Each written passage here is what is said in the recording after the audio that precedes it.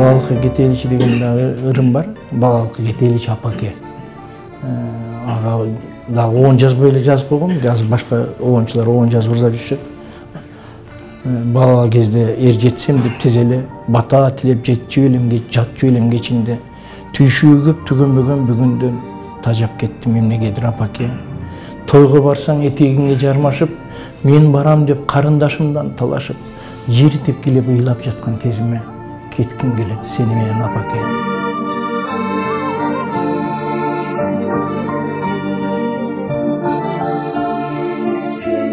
Нурпрессте апамагат берүүсү биздин бүгүнкү коногубуз Кыргыз Республикасынын атайын жана толук ыйгарымдуу элчиси, Кыргыз Республикасынын эл артисти Ибрагим Жунусов.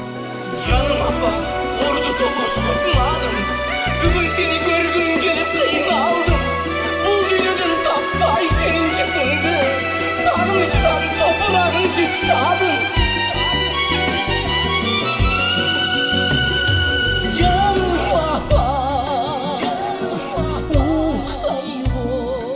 Ага ушу айтып кетсеңиз, биринчи суроом бардык ийгиликтердин башаты, сүйүүнүн, деги эле бүт жакшылыктардын башаты апанын ыраазычылыгынан башталат дейт. Сиз ошол бир ишти баштаарда апаңыздан бата алып баштачу элеңиз. Кандай иш башталбасын, жөн эле көчөгө чыгып кетпесе дагы, апамдын батасы менен көчөгө чыгат элем да.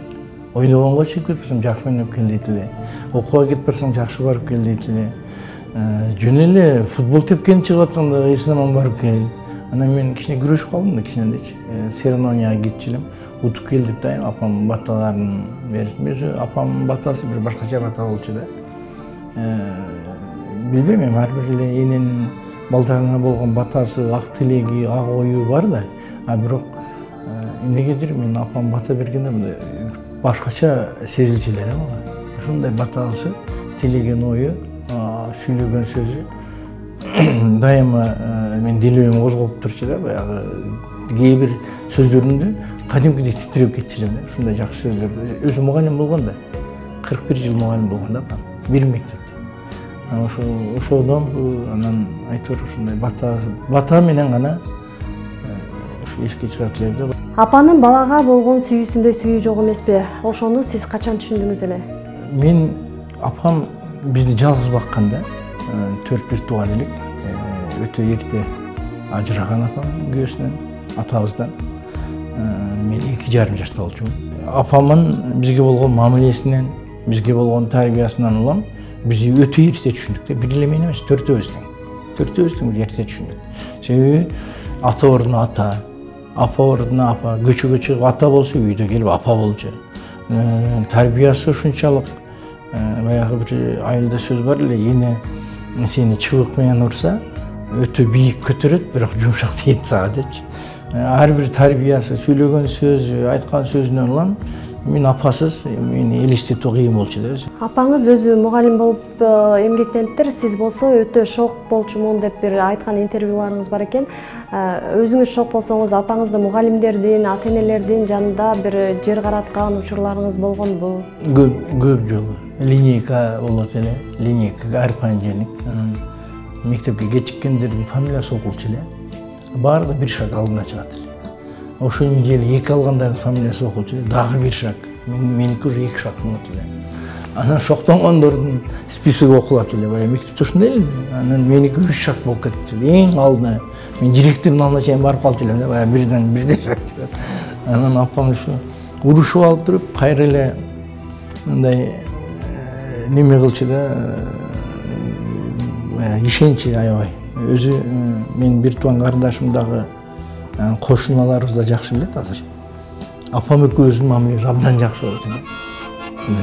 Достой дагы, ападай дагы, сырдаш дагы, билбейм, бир туугандар дагы бар билчү эле да.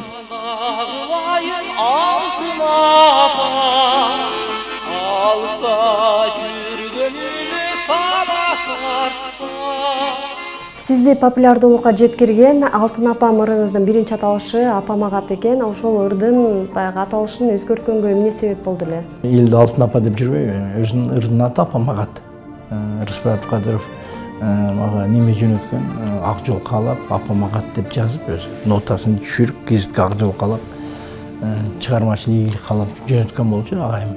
Алтын апаны биринчи укканда апам залда отуруп укканда, залда 8 мартка чоң концерт болуп калды. Мен биринчи курста окуп аткан алдымда апама айтпай, апама Алтын апаны уккан эмес ага чейин. Апама катты уккан эмес.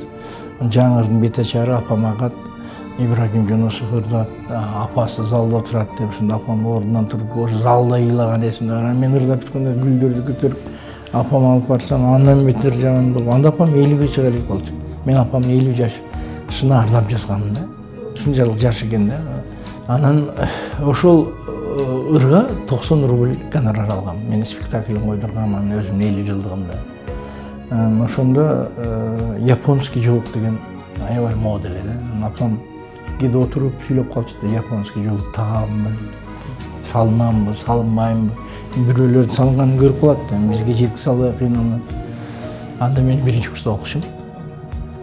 Алтын апага 90 сом алган, 90 рубль алганда ошого барып чайкоо деп койчу эле. Анда магазиндерде сатылбайт эле. Чайкоо азыркы алып сатарлар да, чайкоочу деп койду. Ошолордон барып жакшы гүлдү жоолук тандап алып келип берсем, ыйлаган, аябай ыйлаган эсимде бар. Келсем, кызык жери, мен келсем Алтын апаны угуп отуруптур. Апам радиодон Алтын апа как раз берилип атат. Анда магнитофон жок, эме жок. Келип апа ушулдар үчүн мен гонорар алдым. Сиздин бир интервьюңузда көрүп калдым эле, апам мени аналогиним деп айтат деп. Эмне себептен ошондой атачу эле? Ооба, мен айтканмын мурда дагы. Апам айтат, Ибрагим менен сүйлөшүп отурсам, башым сакайып калат, дары ичпесем дагы дечи эле да. Ошо аналогиниңиз келди, аналогиниңиз келиптир го деп, кошуналар да ушинтип айтчу эле да апама. Апамы айылда Алтын апа дешет. Айыл боюнча Алтын апа. Мугалимдер мектепте дагы эжеке саламатсызбы эжеке дегенде апам айтат, кээ бир Алтын апа саламатсызбы десе дейт, ушундай сүйнөтүлүм дейт. Анан кийин ажы апа деп калышты да. Ажыга баргандан кийинчи ажыга барган апам, ажыга барып келген, болгону биз бир эле ошону кылалдык. Агай айтып өтүңүз, ошол апаңыздын жыты эсиңиздеби? Эсиңизде болсо азыр деле издейсизби? Үйдө көйнөктөрүн баягы айткан, мен баягы кээ бир жерден ката окуп койдум да сөздөрү. Көйнөктөрүн аябай бар үйгө карашууга барган сайын апамдан келип шкафтын да ачам. Мен үйгө бүт карашуулуктар билет. Биринчи үйгө барбайм да. Аэропорттон туура жайга барам да. Жайда апам, анан эки акем үчөө катар коюлган да. Катар бир жерде тур. Азыр биз бияка караганда аякта көбүрөөкпүз да, баягы бир туугандарчы. Анан ошого баргандан келем. Анан келгенде эле шпанерди ачам.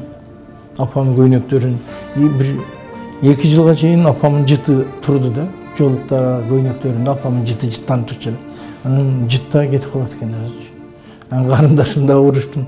Күнгө алып чыгып жая берет экен, сен күнгө жайып жүрүп, жытын кетирип жүрдүң дедим да. Күнгө жайбасам болбойт дейт да. Жайып турушум керек дейт да. Апам келип түшүмдү өпсө, мен жытын дагы сездим дедим да. Десем, аялым ошого урушат да менге, сен өтө эле неме болуп кетесиң. Жыты, апам жыты кадимкидей келет да. Ойгонсоң тургандай болуп берет да. Кадимкидей связь бардай сезилет да. Мен жумушта кыйналамбы, же ооруп кыйналамбы, дайым пайда болот да, дайым пайда болот. Яны эмнегедир ушу апамдын нанын жакшы көргөнгө нан жагып келет да көбүнчө. Нан жагып көтөрүп келсе, нан укмуш болчу да апам, нан башкалардын окшогон. Мисалы, нан жеп атканда апам чеке күйүп калган жерлерин бычак менен кесет эле да. Кесип, дастаркан чекесине коюп, мага ушу жагат деп дейт эле. Биз өзү кыйынчылык менен чоңойдук да баягы. Мен өзү апама чындап эле ушул кара жер жагат деп ойлоп жүрө бердим да. Көрсө баягы бизди агын жесин деп күйгөн жерин өзү жечү экен да.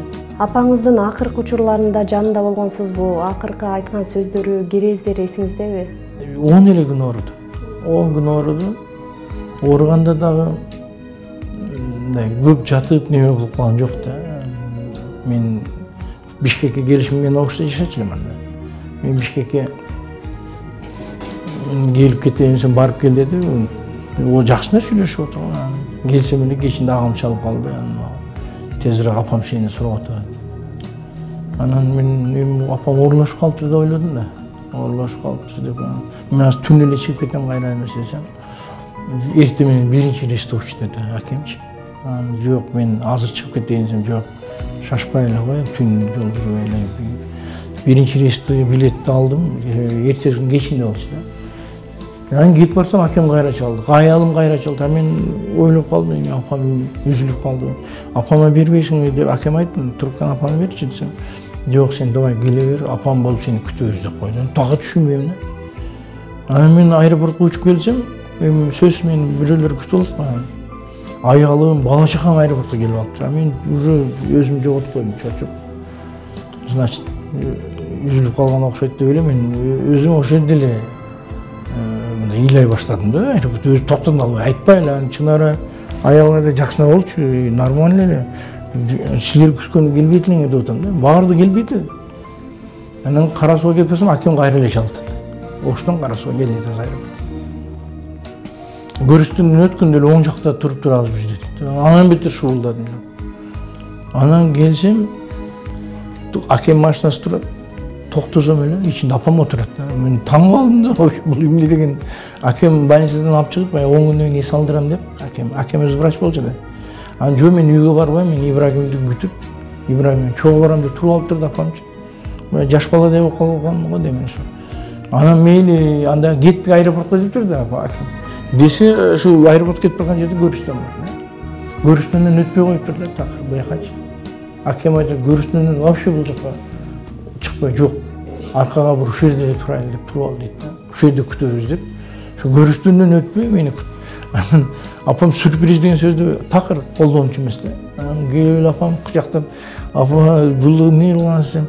Сага сюрприз кылайын дедим деп, мен сен кетип барганда мен кыйналып деп ойдум, сени күтүп алайын дедим. Анан үйгө келдик. Ошол күнү кечинде баняга окшотуп үйдү ысытып, жуунуп, немелерди кийинди, ажы көйнөктөрүнчү. Эртеси күнү эртемен туруп завтрак кылдык.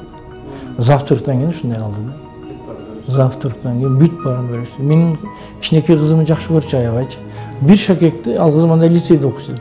Ошону могул жерден тагып, өзүнө берем деп бербей отурду да. Баягы оору молдону чакыргыла деп өзү айтты. Мордо окусун деди. Молдо окуп атканда кыйналып атат окшойт, шакегимди алып коем деп эрежелерибиз. Шакегимди алсак, колун жаап алды. Бул Алинага дейт, кызынын аты Алина. Бул Алинага.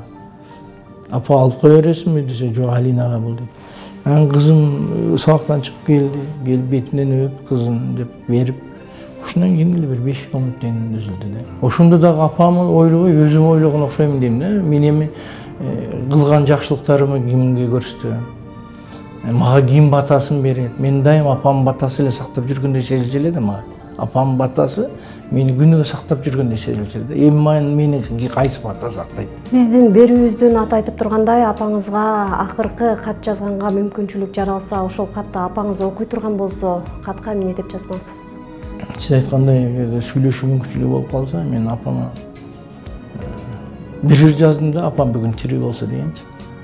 Ушул менин оюмча силердин сурооңорго жооп болсо керек. Мен окуп берейин, эгерде эсимде калып калган болсо.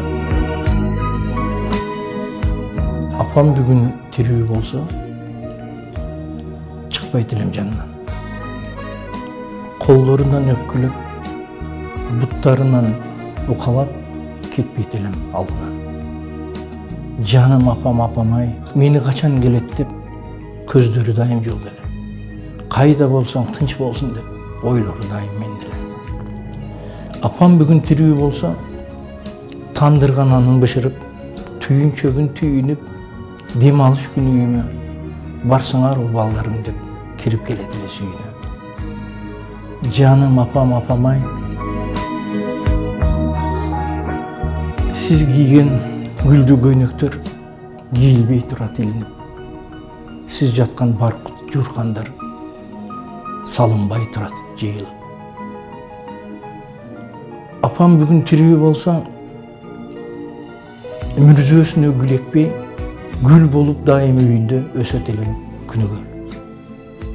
Жаным апам, апамай, өзүңүз жок, көзүңүз жок.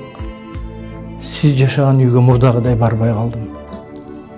Барсам дагы, баштагыдай бир күн дагы жатпай калдым. О калайык улуу журт, кайгымды бүгүн угуптур.